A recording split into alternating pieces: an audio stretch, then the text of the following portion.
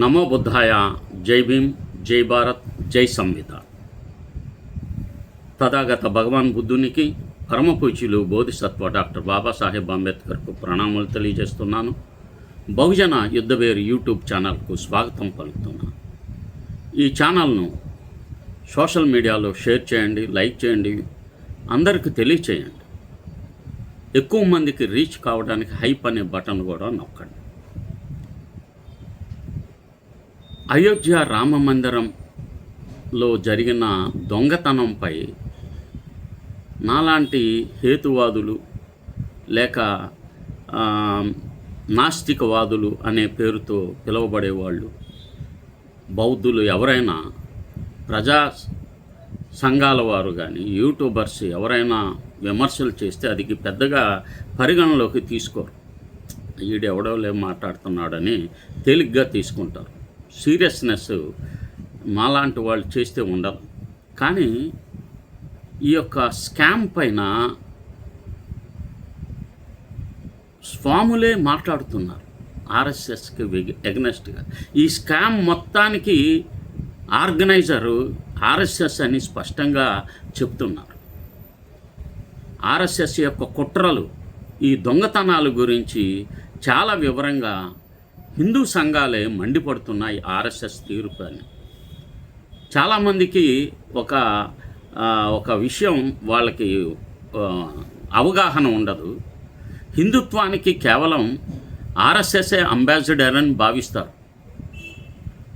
RSS ఎప్పటికీ హిందువులకి ప్రతినిధి కాదు. హిందుత్వం గురించి అనేక మంది మహానుభావులు ఉన్నారు. వాళ్ళు ఎంతో దేశాన్ని సంరక్షించే పని గొప్పగా చేస్తూ ఉంటారు.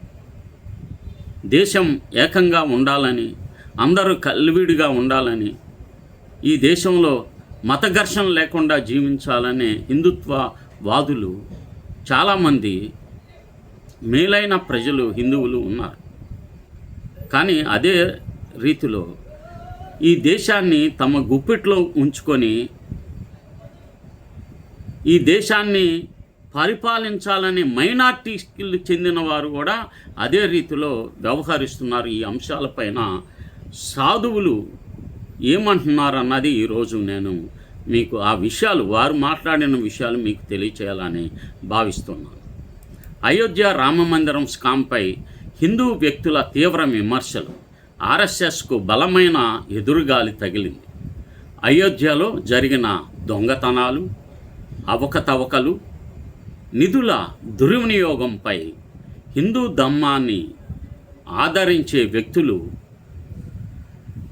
నుంచే తీవ్రమైన విమర్శలు చాలా వేగంగా వస్తున్నాయి. చాలామంది తిరుపతి అన్నమయ్య కళాక్షేత్రం పీఠాధిపతి విజయశంకర్ స్వామి తర్వాత Hindus for plurality and equality జాతీయ ప్రధాన కార్యదర్శి విజయ విహారం రమణమూర్తి గారు కూడా ఆర్ఎస్ఎస్, బీజేపీ, శ్రీరామ జన్మభూమి తీర్థక్షేత్ర ట్రస్ట్పై తీవ్రమైన ప్రశ్నలు లేవనెత్తారు. ఇది కేవలం ఇద్దరు వ్యక్తుల అభిప్రాయాలు ఎన్నటికీ కాదు. హిందుత్వం కోసం పనిచేసే వారిలో కూడా ఆర్ఎస్ఎస్ వైఖరిపై తీవ్రమైన అసంతృప్తి ఉందని స్పష్టం చేస్తుంది. రమణమూర్తి గారు ఈ స్కామ్ను మంచుకొండ యొక్క చిన్న భాగం మాత్రమేనని అభివర్ణించారు. 200 కోట్లు కాదు, 1000 కోట్ల దాకా వెళ్ళి ఉండవచ్చునని వారు ఊహిస్తున్నారు. ప్రపంచవ్యాప్తంగా హిందువులు భక్తితో ఇచ్చిన నిధులు గ్రామాన జరిగిన వసూళ్ల లెక్కల్లోకి రాలేదని తెలిపారు. శిలాన్యాస నుంచి మొదలైన ఈ దురాచారాలు 1980ల నుంచి కొనసాగుతున్నాయని వారు చెప్పారు. నిర్మోహి అఖాడా, బాబా లాల్ దాస్ వంటి ధార్మిక సంస్థల విమర్శలు కూడా ఉన్నాయి. రమణమూర్తి గారు నిర్మోహి అఖాడా 2017లోనే 1400 కోట్ల దుర్వినియోగం గురించి హెచ్చరించిందని గుర్తు చేశారు. అయోధ్యలోని అసలు ధార్మిక సంస్థలు, పూజారులు రాజకీయ జోక్యాన్ని తీవ్రంగా వ్యతిరేకించి ప్రాణాలు కోల్పోయిన విషయాలను వివరించారు. బాబా లాల్ దాస్ గారు అద్వానీ రథయాత్రను ఆపమని కోరిన రక్షణ ఇవ్వకుండా తొలగించడం, తర్వాత వారు హత్య జరగడం వంటి సంఘటనలను ప్రస్తావించారు.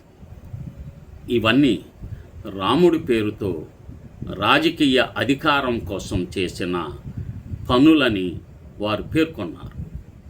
ట్రస్ట్లో ఆర్ఎస్ఎస్ బాధ్యత.